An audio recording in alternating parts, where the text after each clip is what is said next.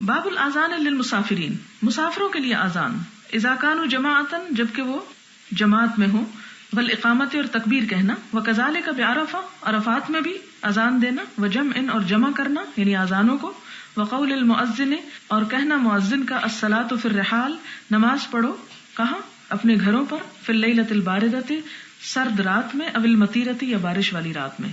اس سے کیا پتہ چلتا ہے کہ حج کے سفر میں بھی عرفات اور مزدلفہ وغیرہ میں اذان اور اقامت کہنی چاہیے، اور ان کو آپ نے دیکھا ہوگا کہ وہاں پر جمع کر دیتے ہیں۔ حدثنا مسلم بن ابراہیم قال حدثنا شعبۃ عن المہاجر بن ابی الحسن عن زید بن وہب عن ابی ذر قال كنا مع النبي صلی اللہ علیہ وسلم فی سفر، وہ کہتے ہیں کہ ہم حضور صلی اللہ علیہ وسلم کے ساتھ تھے سفر میں، فاراد المؤذن، تو ارادہ کیا مؤذن نے کس بات کا؟ ان یؤذن، کہ اذان دے، فقال له ابرد، تو آپ نے اس سے کہا ٹھنڈا کرو، ثم اراد ان یؤذن، پھر اذان دینا چاہیے اس نے، فقال له ابرد، آپ نے کہا ٹھنڈا کرو، ثم اراد ان یؤذن فقال له ابرد، پھر اس نے اذان دینا چاہیے تو آپ نے فرمایا ٹھہر جاؤ، ٹھنڈا کرو، حتی اصاب الظل الطلول، یہاں تک کہ برابر ہو گیا سایہ ٹیلوں کے، یعنی درمیان کا وقت آ گیا۔ فقال النبی صلی اللہ علیہ وسلم ان شدت الحر من فیہ جہنم، کہ آپ صلی اللہ علیہ وسلم نے فرمایا کہ گرمی کی شدت جو ہے یہ جہنم کی بھاپ ہے۔ حدثنا محمد بن یوسف قال حدثنا سفیان عن خالد الحذاء عن ابی قلابہ عن مالک بن الحویرث قال اتى رجلان النبی صلی اللہ علیہ وسلم یریدان السفر، دو لوگ حضور صلی اللہ علیہ وسلم کے پاس آئے اور وہ سفر کرنا چاہتے تھے، فقال النبی صلی اللہ علیہ وسلم، تو آپ صلی اللہ علیہ وسلم نے فرمایا اذا انتما خرجتما، جب تم دونوں نکلو، فاذنا، تو اذان دو، ثم اقیما، پھر تکبیر کہو، ثم لیؤمکما اکبرکما، پھر امامت کرے تم دونوں میں سے جو بڑا ہو تم دونوں میں سے، یعنی دو لوگ ہوں تو بھی اذان دی جائے، تو بھی تکبیر کہی جائے، تو بھی جماعت کی جائے، اور اس میں امامت عمر میں بڑا شخص کروائے۔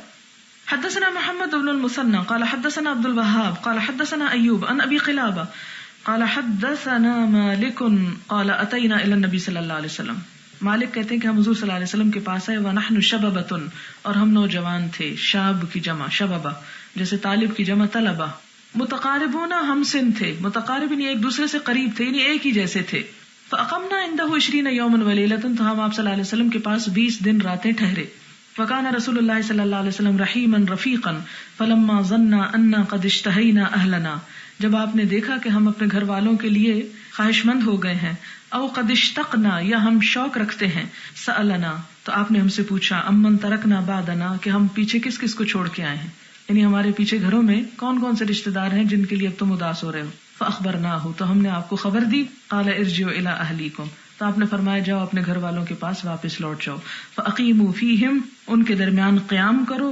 وعلموہم، انہیں سکھاؤ، ومروہم، اور انہیں حکم دو، وذکر اشیاء، اور کچھ چیزوں کا ذکر کیا، احفظھا او لا احفظھا، کچھ اس میں سے مجھے یاد ہے اور کچھ یاد نہیں ہے، وصلوا کما رأیتمونی اصلی، اور آپ نے یہ بھی فرمایا کہ نماز ایسے ہی پڑھنا جس طرح مجھے نماز پڑھتے تم نے دیکھا ہے، فَإِذَا حَضَرَتِ الصَّلَاةُ، پھر جب نماز کا وقت حاضر ہو جائے، فَلْيُؤَذِّن لَكُمْ أَحَدُكُمْ، تو تم میں سے ایک اذان کہے، وَلْيَؤُمَّكُمْ أَكْبَرُكُمْ، اور چاہیے کہ تم میں سے جو بڑا ہو وہ کیا کرے؟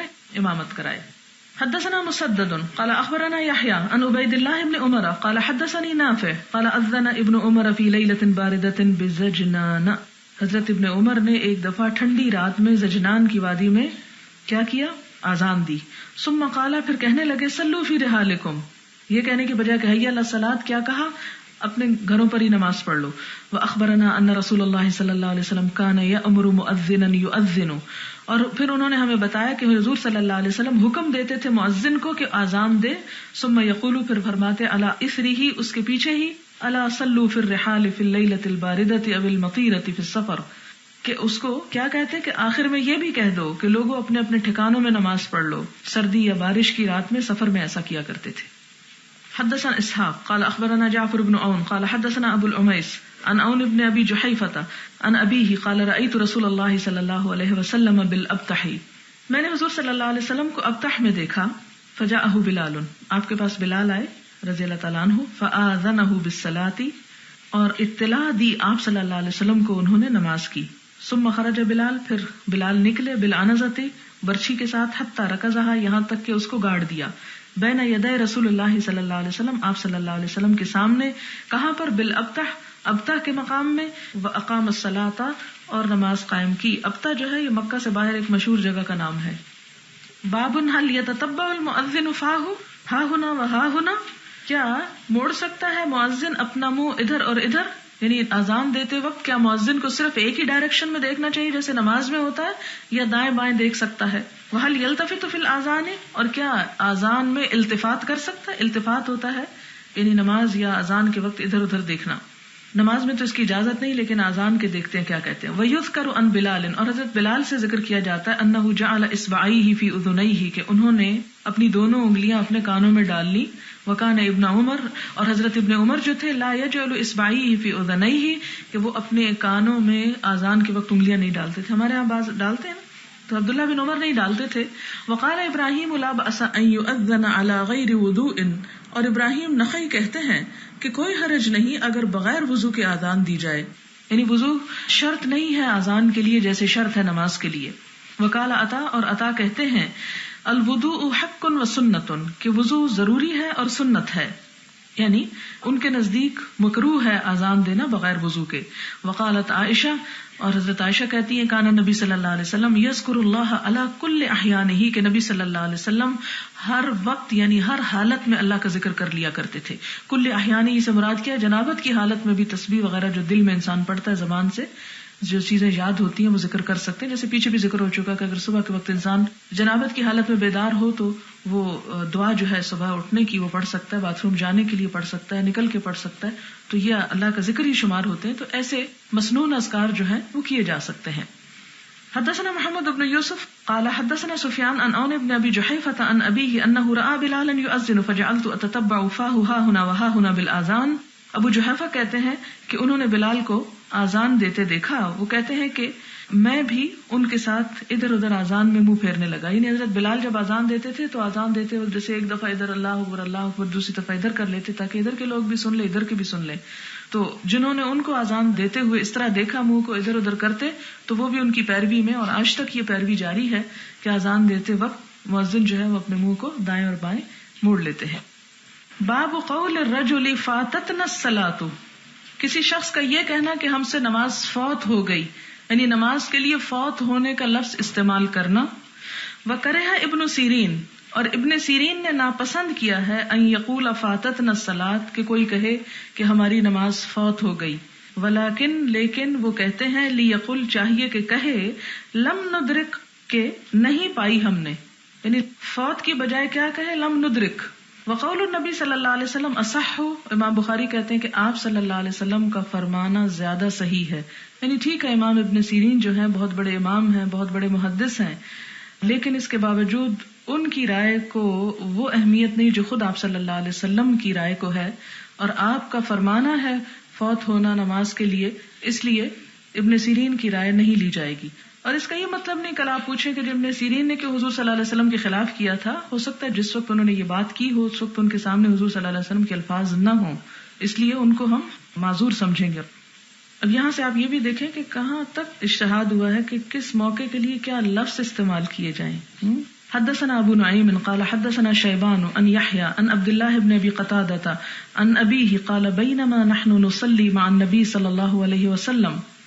قتادہ کہتے ہیں کہ اس دوران کہ ہم حضور صلی اللہ علیہ وسلم کے ساتھ نماز پڑھ رہے تھے، اس سمع جب آپ نے سنا جلبت الرجال، جلبہ کا لفظی معنی ہوتا ہے جیم لام بے، ایک جگہ سے کسی چیز کو دوسری جگہ لے جانا. جلب کھینچنے کے لیے بھی آتا ہے، تو چلنے کی آواز کے لیے استعمال ہوتا ہے، دوڑنے کی آواز. جلبت الرجال، لوگوں کے دوڑنے کی آواز سنی آپ نے نماز میں. فلما صلی، تو آپ جب نماز پڑھ چکے، قال ما شأنکم، آپ نے فرمایا کیا معاملہ ہے تمہارا، یہ کیا آواز تھی. قالوا استعجلنا الى الصلاۃ، لوگ کہنے لگے کہ ہم نے جلدی کی نماز کی طرف. قال فلا تفعلوا، آپ نے فرمایا ایسا نہ کرنا، یعنی دوڑ دوڑ کے نماز کی طرف مت آؤ شور مچاتے. اذا اتیتم الصلاۃ، جب تم نماز کے لیے آؤ، فعلیکم بالسکینۃ، تو لازم ہے تم پر سکینت یعنی اطمینان. فما ادرکتم فصلوا، تو جو تم پالو وہ پڑھ لو یعنی امام کے ساتھ. وما فاتکم، اور جو فوت ہو جائے تم سے، فاتموا، تو اس کو بعد میں پورا کر لو، تمام کر لو. بابن ما ادرکتم فصلوا وما فاتکم فاتموا، قالہ ابو قتادہ عن النبی صلی اللہ علیہ وسلم. یہ وہی حدیث ہے، اس کو ذرا سے الفاظ کی تبدیلی کے ساتھ پڑھ دوں گی صرف. حدثنا آدم قال حدثنا ابن ابی ذئب قال حدثنا الزهري عن سعيد بن المسيب عن ابي هريره عن النبي صلى الله عليه وسلم وعن الزهري عن ابي سلمة عن ابي هريره عن النبي صلى الله عليه وسلم قال اذا سمعتم الاقامه فامشوا الى الصلاه، جب اقامت سنو تو نماز کی طرف چل کر جاؤ. مشی. وعلیکم بالسکینۃ والوقار، سکینت اور وقار کا لحاظ رکھو. ولا تسرعوا، جلدی مت کرو. فما ادرکتم فصلوا وما فاتکم فاتموا. باب متى يقوم الناس، کب کھڑے ہوا کریں لوگ. اذا رأوا الامام عند الاقامہ، جب دیکھ لیں امام کو تکبیر کے پاس، یعنی کس وقت مثلا نماز پڑھی، سنتیں پڑھی، لوگ بیٹھ گئے، تکبیر کا انتظار کر رہے ہیں. اب تکبیر ہو رہی ہے تو کیا تکبیر شروع ہوتے ہی کھڑے ہو جائیں، یا قد قامت الصلاۃ پہ کھڑے ہوں، یا جب امام اللہ اکبر کہنے لگے تو کھڑے ہوں، کب کھڑے ہوں. حدثنا مسلم ابن ابراہیم قال حدثنا ہشام قال كتب الی یحیی بن ابی کثیر عن عبد اللہ بن ابی قتادہ عن ابیہ قال قال رسول اللہ صلی اللہ علیہ وسلم، آپ صلی اللہ علیہ وسلم نے فرمایا، اذا اقیمت الصلاۃ، جب نماز کھڑی ہو جائے، فلا تقوموا، تو نہ کھڑے ہوا کرو، حتی ترونی، جب تک کہ مجھے نہ دیکھ لو. یعنی امام کو دیکھ کر کھڑے ہونا چاہیے، اس سے پہلے نہیں. اور اس میں یہ ہے کہ ائمہ کرام کے آراء جو ہیں وہ مختلف ہیں. مثلا امام شافعی کہتے ہیں کہ تکبیر ختم ہونے کے بعد مقتدیوں کو اٹھنا چاہیے. امام مالک کہتے ہیں تکبیر شروع ہوتے ہی کھڑے ہو جائیں. امام ابو حنیفہ کہتے ہیں جب مؤذن حی علی الصلاۃ کہے اور جب مؤذن قد قامت الصلاۃ کہے تو امام نماز شروع کر دے، اللہ اکبر کہہ دے. اور امام احمد بن حنبل کہتے ہیں کہ حی علی الصلاۃ پر اٹھے. اور امام بخاری نے اس میں کیا کہا ہے ان ساری رائے کے مقابلے میں، کہ جب امام مسجد میں نہ ہو تو جب تک امام کو نہ دیکھ لیں کھڑے نہ ہوں، کیونکہ کھڑے ہو کر پھر ایک ہنگامہ سا ہو جاتا ہے. تو یہ اس پر دلیل یہ لائیں کہ اذا اقیمت الصلاۃ فلا تقوموا، جب تکبیر کہی جائے تو مت کھڑے ہو، حتی ترونی، یہاں تک کہ مجھے دیکھ لو، یعنی امام پہنچ گیا ہے تو پھر کھڑے ہو. باب لا يقوم الى الصلاۃ مستعجلا وليقم بالسکینۃ والوقار، نہ کھڑا ہوا جائے نماز کی طرف جلدی کرتے ہوئے، اور چاہیے کہ کھڑے ہوں تسکین اور وقار کے ساتھ. حدثنا ابو نعیم قال حدثنا شیبان عن یحیی عن عبد اللہ بن ابی قتادہ عن ابیہ قال قال رسول اللہ صلی اللہ علیہ وسلم اذا اقیمت الصلاۃ فلا تقوموا حتى ترونی وعلیکم بالسکینۃ. تابعه علی بن المبارک. باب هل يخرج من المسجد لعلۃ، کیا کھڑا ہو مسجد سے کسی علت کی وجہ سے، یعنی اگر کوئی شخص ضرورت ہو تو تکبیر کے بعد بھی مسجد سے نکل سکتا ہے. مثلا ایک شخص کو وضو یاد ہی نہیں تھا اور وہ آ کے جماعت میں کھڑا ہو گیا، تکبیر ہو چکی، اسے یاد آیا، تو کیا اب وہ مسجد سے نکل سکتا ہے. حدثنا عبد العزیز بن عبد اللہ قال حدثنا ابراہیم بن سعد عن صالح بن کیسان عن ابن شہاب عن ابی سلمہ عن ابی ہریرہ ان رسول اللہ صلی اللہ علیہ وسلم خرج وقد اقیمت الصلاۃ وعدلت الصفوف حتى اذا قام في مصلاہ. یہ پیچھے حدیث گزر چکی ہے کہ ایک دفعہ آپ صلی اللہ علیہ وسلم نکلے، تکبیر کہہ دی گئی نماز کے لیے، صفیں برابر کر دی گئی، یہاں تک کہ جب آپ اپنے جائے نماز پہ اپنی نماز پڑھانے کی جگہ پر آ گئے، کھڑے ہو گئے. انتظرنا، ہم انتظار کرنے لگے، ان یکبرا، کہ تکبیر کہی جائے، انصرفا، آپ چل دیے، یعنی آپ وہاں سے ہٹ گئے. قالا، کہا، علی مکانکم، آپ نے کیا فرمایا کہ اپنی جگہ کھڑے ہو جاؤ. فمکثنا علی ہیئتنا، تو ہم ٹھہرے رہے اپنی حالت پر، یعنی اسی طرح ہم کھڑے رہے. حتی خرج الینا، یہاں تک کہ آپ ہماری طرف آئے. ینطف رأسہ ماء، کہ آپ کے سر سے پانی ٹپک رہا تھا. وقد اغتسل، اور آپ غسل کر کے آئے تھے. یعنی اس سے کیا پتہ چلتا ہے کہ جس کا وضو نہ ہو یا جسے نہانے کی ضرورت ہو اور وہاں پہنچ کر یاد آئے تو وہ وہاں سے نکل جائے اور پھر واپس لوٹ آئے. بابن، کہ اذا، جب، قالا، کہے، الامام، امام، مکانکم، اپنی جگہ ٹھہرے رہو، حتی رجع، یہاں تک کہ وہ لوٹ آئے، انتظروہ، تو اس کا انتظار کریں یا اس کا انتظار کیا انہوں نے. مراد یہ ہے کہ اگر امام کسی ضروری کام سے نماز کو چھوڑ کر جبکہ سب کھڑی ہو چکی ہو کہیں اور جا کے واپس آئے تو انتظار کرنا چاہیے، یہ نہیں کہ کہیں کہ اچھا وہ چلا گیا تو ہم خود ہی نماز کر لیتے. حدثنا اسحاق قال حدثنا محمد بن یوسف قال حدثنا الاوزاعی عن الزہری عن ابی سلمۃ ابن عبد الرحمن عن ابی ہریرہ قال اقیمت الصلاۃ فصوى الناس صفوفهم فخرج رسول اللہ صلی اللہ علیہ وسلم فتقدم وهو جنوب ثم قال على مكانكم فرجع فاغتسل ثم خرج ورأسه يقطر ماء فصلى بهم. وہی حدیث ہے جو پیچھے ہو چکی. اس میں یہ بھی کہا گیا کہ اگر تو تکبیر ہو چکی ہے تو پھر لوگ کھڑے ہو کر انتظار کریں، اور اگر تکبیر نہیں ہوئی بیٹھے ہیں تو بیٹھے ہی رہیں جب تک امام واپس نہ آ جائے. باب قول الرجل للنبی صلی اللہ علیہ وسلم ما صلینا. قول الرجل ایک شخص کا کہنا نبی صلی اللہ علیہ وسلم کو کہ ما صلینا ہم نے نماز نہیں پڑھی، تو اس میں کوئی حرج نہیں. حدثنا ابو نعیم قال حدثنا شیبان ان یحیی قال سمعت ابا سلمہ یقول اخبرنا جابر بن عبد اللہ ان النبی صلی اللہ علیہ وسلم جاءه عمر بن الخطاب یوم الخندق. یہ حدیث پیچھے گزر چکی ہے. فقال یا رسول اللہ واللہ ما کدت ان اصلی حتى كادت الشمس تغرب وذلك بعدما افطر الصائم. فقال النبي صلى الله عليه وسلم والله ما صليتها. فنزل النبي صلى الله عليه وسلم الى بطحان وانا معه فتودأ ثم صلى العصر بعدما غربت الشمس ثم صلى بعدها المغرب. باب الامام تعرض له الحاجة بعد الاقامة. باب الامام کے امام تعرض پیش آ جائے لہو اس کو الحاجت کوئی ضرورت بعد الاقامت تکبیر کہنے کے بعد، یعنی تکبیر ہو چکی اب امام کو کوئی کام یاد آ گیا ضروری، تو اب کیا اس دوران وہ وہاں سے ہٹ سکتا ہے یا نہیں ہٹ سکتا. حدثنا ابو معمر عبد الله بن عمرو قال حدثنا عبد الوارث قال حدثنا عبد العزيز بن صہیب عن انس قال اقیمت الصلاۃ. تکبیر کہہ دی گئی نماز کے لیے. والنبی صلی اللہ علیہ وسلم یناجی رجلا، اور نبی صلی اللہ علیہ وسلم ایک شخص سے سرگوشیاں کر رہے تھے، یعنی کوئی چپ کے وہ کوئی بات کہہ رہا تھا آپ سے.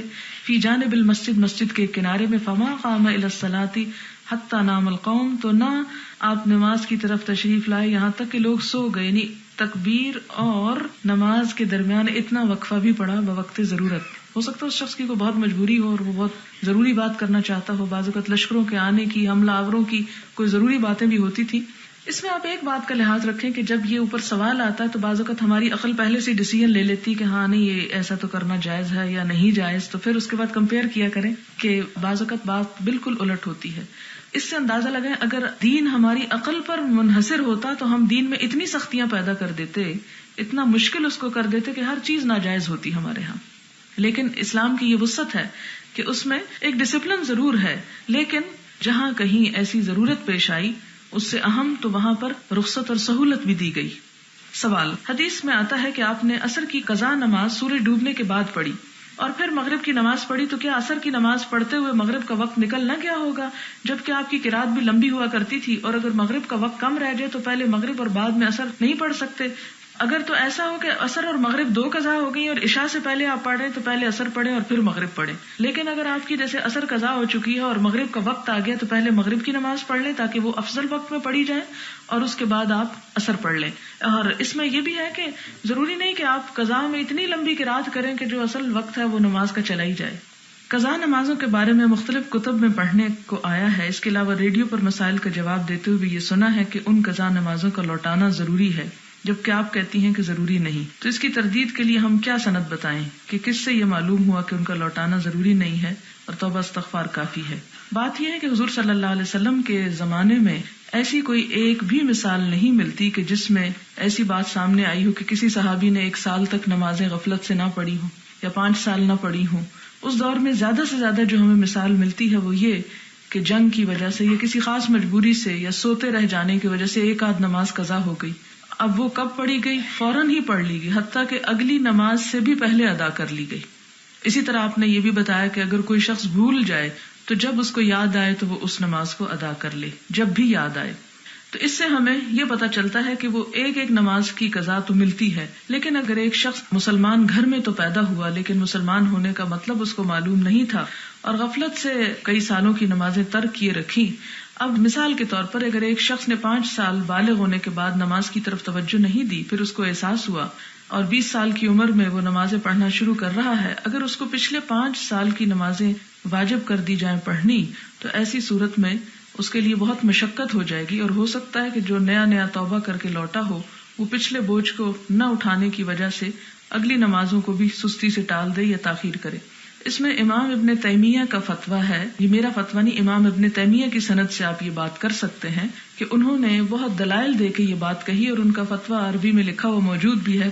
انہوں نے یہ کہا ہے کہ کبائر کی جو معافی ہے وہ توبہ سے ہو جاتی ہے، اور اگر ایک کافر جب مسلمان ہوتا ہے تو توبہ سے اس کے پچھلے تمام گناہ معاف ہو سکتے ہیں، تو ایک مسلمان جب توبہ کرتا ہے تو پچھلے گناہ اس کے معاف کیوں نہیں ہو سکتے؟ اگر ہم یہ راستہ کھول دیں کہ پچھلی ساری نمازیں پڑھ لی جائیں تو اس سے لوگوں کے اندر قضا کر کے پڑھنے کی ایک عادت پیدا ہو جائے گی. لہٰذا نماز تو وقت کی پابندی کے ساتھ ہی پڑھنی چاہیے. اللہ تعالیٰ قرآن پاک میں فرماتے کہ ان تجتنبوا کبائر ما تنہون عنہ نکفر عنکم سیئاتکم، کہ اگر تم بڑے بڑے گناہوں سے بچتے رہو گے تو ہم تمہاری چھوٹی چھوٹی گناہوں سے درگزر کر لیں گے. تو نماز کا ترک کرنا کبیرہ گناہ ہے، تو اس میں توبہ ہوتی اس وقت ہے جب آئندہ انسان نہ چھوڑے، ورنہ شیطان یہ بھی دل میں ڈال سکتا ہے کہ اچھا وہ 5 سال کے اگر اب پڑھ لیے ہیں تو چلو سال اور چھوڑ دیتے ہیں، ایگزامز قریب ہیں، میڈیکل کا آخری سال ہے اس سال کی، پھر جب ہم پاس ہو جائیں گے اگلے سال پڑھنا شروع کر دیں گے. تو یہ طریقہ درست نہیں ہے. لیکن اگر کسی کی تسلی نہ ہوتی اور کوئی آسانی کے ساتھ یہ استطاعت رکھتا ہو کہ پچھلی نمازوں کا کفارہ دینا چاہتا ہے تو وہ اپنی خوشی سے دے دے. لیکن یہ ہے کہ جہاں اس کا حکم نہیں ملتا کہ وہ ضرور دے، وہاں اس کا بھی نہیں ملتا کہ وہ نہ دے. علماء نے خود اجتہاد کیے ہیں، جس اجتہاد سے آپ کو آسانی ہو اسے لے سکتے ہیں. اگر کسی مجبوری کی وجہ سے دن کی ظہر، عصر اور مغرب تینوں نمازیں قضا ہو گئیں تو کیا کرنا چاہیے؟ کیا ان کی قضا عشاء کے ساتھ پڑھ سکتے ہیں جبکہ ظہر اور عصر ملا کر بھی پڑھنے کا موقع نہ ملا؟ مثلاً اگر انسان سفر میں ہو اور ذاتی گاڑی بھی نہ ہو تو کیا اس کا گناہ ہوگا؟ اگر ایسا کبھی ہو جائے تو اس میں یہ کہ عشاء کے ساتھ پڑھ سکتے ہیں اور ترتیب کے ساتھ پڑھی جائیں گی، ظہر، عصر اور مغرب.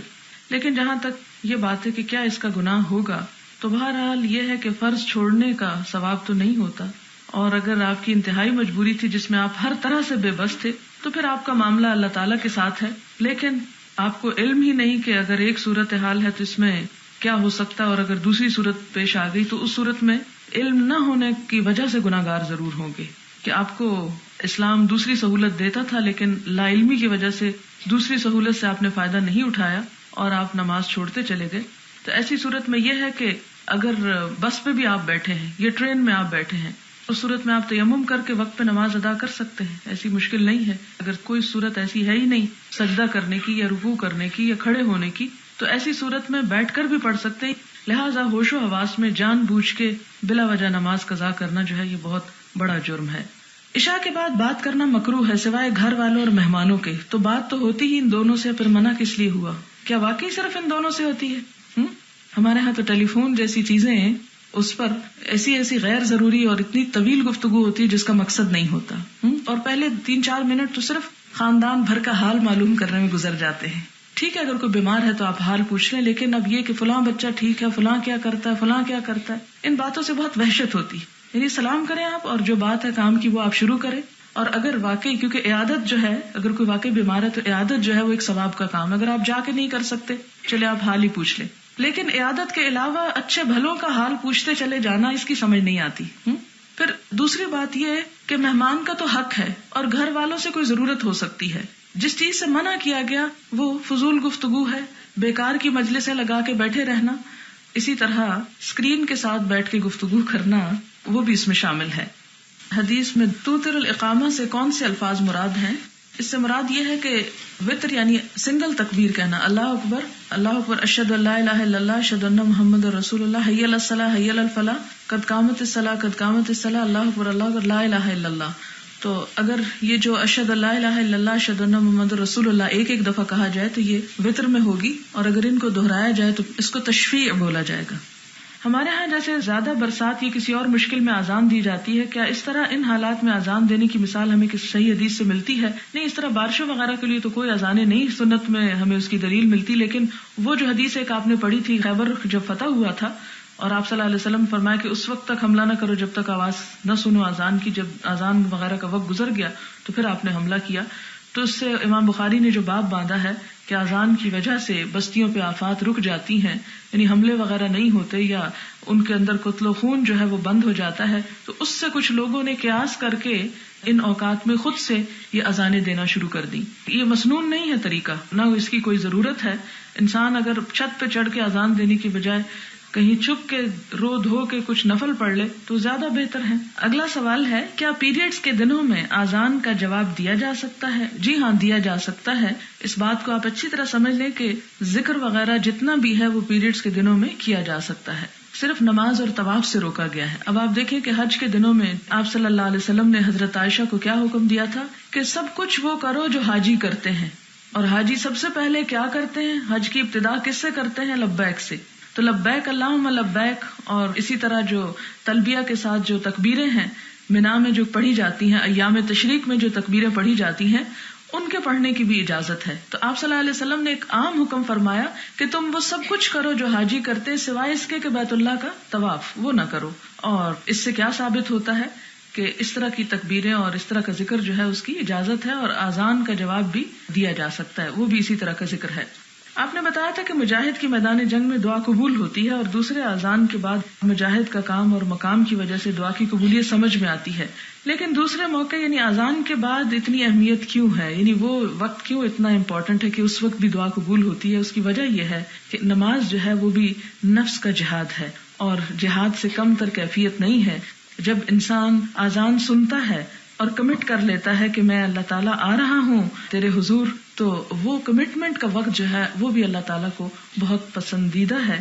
تو جب بھی کسی ایسی اسٹیٹ آف مائنڈ میں ہوتا ہے بندہ اللہ کے ساتھ کہ جہاں وہ اس کی کسی پکار پہ لبیک کہہ رہا ہوتا ہے، تو وہ اس سے قرب کا وقت ہوتا ہے، اور قرب کے وقت میں اس کی دعا جو ہے وہ قبول ہوتی ہے. کیونکہ بہت سے لوگ ہم میں سے اذان سنتے ہیں لیکن نماز کے لیے نہیں جاتے، حتیٰ کہ اذان بھی نہیں سنتے پراپر طریقے سے، باتوں میں لگے رہتے ہیں گویا کہ کوئی ایسے ہی پکار رہا ہو. تو ان میں سے جو لوگ اپنے سب کام کاج چھوڑ کر، اپنی ساری دلچسپی اور مصروفیات چھوڑ کر اللہ سے وعدہ کرتے ہیں کہ یا اللہ ہم آ رہے ہیں آپ کے حضور جھکنے کے لیے، تو وہ وقت جو ہے وہ بھی قبولیت کا وقت ہوتا ہے. اگر قرآن لفظی ترجمہ اور تفسیر اور تجوید کے ساتھ پڑھایا جا رہا ہو، اگر اس دوران اذان ہو جائے تو کیا سبق روک کر پہلے اذان سننی چاہیے یا پھر پڑھانا جاری رکھنا چاہیے؟ اس میں یہ ہے کہ ہمارے ہاں چونکہ ایک اذان نہیں ہوتی، اذانیں ہوتی ہیں، اور اگر آپ ایک دفعہ سننا شروع کر دیں تو آدھی اذان سنیں گے اور آدھی ایک اور دخل ہو جائے گا اس کا، اور آپ 15 منٹ سبق روک کے بیٹھے رہیں گے اور یہ سلسلہ ختم نہیں ہوگا. اس لیے جہاں تعلیم ہو رہی ہو تو تعلیم کے دوران اگر آپ اپنے اس سلسلے کو جاری رکھیں اور اذان کا جواب نہ بھی دیں تو کوئی حرج نہیں، اس لیے کہ یہ بھی ایک عبادت ہی میں ہے. مثلاً یہ ایسے ہی جیسے آپ نماز پڑھ رہے ہو تو نماز کے دوران اگر آپ اذان سننا شروع کر دیں تو آپ نماز روک کے اذان کا جواب نہیں دیں گے. اسی طرح اگر آپ باتھ روم میں ہیں تو آپ اذان سن بھی رہے ہو تو آپ نہیں اس وقت ذکر کریں گے کیونکہ اس جگہ پر ذکر کرنا منع ہے.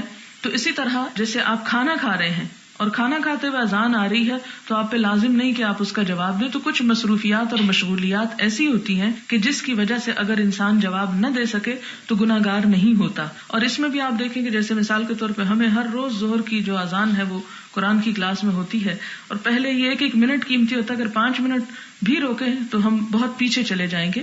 اس لیے آپ ظہر کی اگر جواب نہ دے سکیں تو باقی 4 کے ضرور دیا کریں، کم از کم 4 کے. جی ہاں، اس لیے 4 کہہ رہی ہوں کہ فجر بھی شامل ہے اس میں. وآخر دعوانا الحمدللہ رب العالمین. سبحانک اللہم وبحمدک نشہد ان لا الہ الا انت نستغفرک ونتوب الیک. والسلام علیکم ورحمۃ اللہ وبرکاتہ.